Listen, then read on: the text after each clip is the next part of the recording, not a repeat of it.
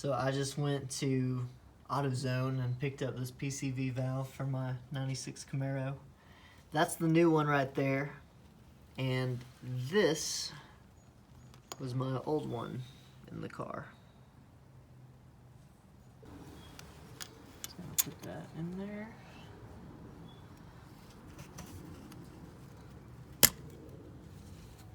And just put it on. Okay, so I switched the PCV valve out with the new one.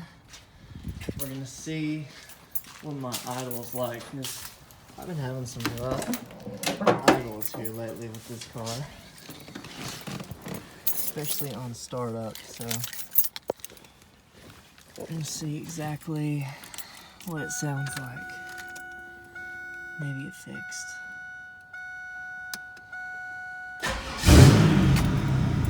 Oh my gosh, it sounds so much better.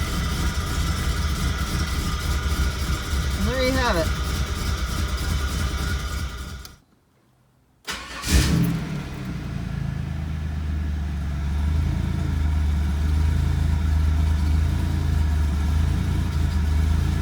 It's perfect. Yep.